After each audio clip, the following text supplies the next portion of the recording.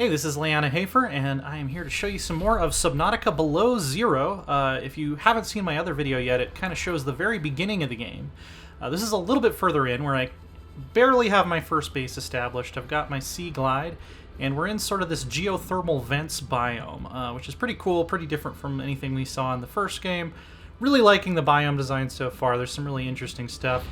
This is one of the first hostile creatures you will come across. They sound very scary, but they're not that tough. Generally, if you give them a good whack with a knife, kind of like the Barracuda guys in the first game, they'll generally go away. You just have to be careful, because if one of them catches you unawares, they can take a nice big chunk out of your health. And luckily they're very loud, which makes them kind of disturbing, but it also makes it easy to keep track of where they are, which is nice. So yeah, you'll be dealing with these guys quite a bit. Similar to the first game, there's sort of these gated levels of like, okay, you can't go below 100 meters until you get a submersible.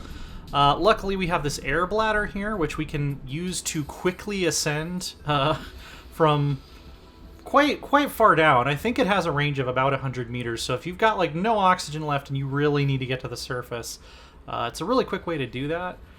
Which is really nice. The only problem is if you activate it when there's something above your head, like the wreckage of this ship here. Oh, he's mad. He's mad. All right, let's get away. Let's get away. I could try to strafe around him and slash him with a knife, but I don't really want to waste my health right now because I don't have a lot of med kits crafted. If you try to use the air bladder when there's something above your head, it will expel all of its gases while you're just trapped underneath whatever it is that was above you, and you can't turn it off until it's empty, so you'll probably drown. The other thing you can do with it is you can breathe off of it to gain a little bit of extra oxygen. It's not much, it's like 5 seconds of extra oxygen. If you can get to the surface, it's better to do it that way. One of the other cool new little gadgets they added, I have one, but I don't have any batteries in it right now because I'm also kind of low on batteries, but there's this little radar that you can scan for specific minerals, which is pretty nice. Oh, whoa, you hate to see it. You hate to see it. See, that's what I'm talking about with if you don't keep an eye on those guys, it can be troublesome. You gotta keep good situational awareness of where they are. So I'm going to head over to one of the first story areas here, which is Delta Station, to show off a little bit more of the story stuff. And you can see we're in still this sort of geothermal biome. There are like these vents that'll like explode with some kind of purple energy. I have my suspicions, having played the first game, that there might be more to those than what originally appears, because I don't think purple fire generally just shoots out of the ground for no reason most of the time. I'm not a geology major, but yeah, this is Delta Station. This is one of the first places you'll visit. There is more of an established human presence on the planet than there was in the first game.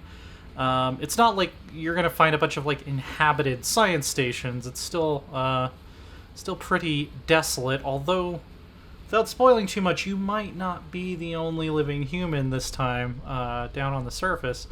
But yeah, you'll get pointed here. As you can see, my temperature goes down a lot faster because it's snowing.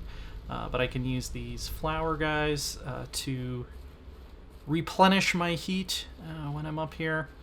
And yeah, big old radio tower. I'm not gonna talk about what actually you find up there. But this is one of the first places you'll have to go to sort of start unraveling the mystery of what's going on.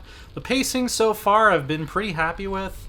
I was a little worried that it would dive too quickly into the weird alien stuff since it's a sequel, but no, there's still a pretty good slow build-up of slowly finding clues about what's going on, and it'll take you a while to really uncover that. For more on Subnautica Below Zero, keep it right here on IGN.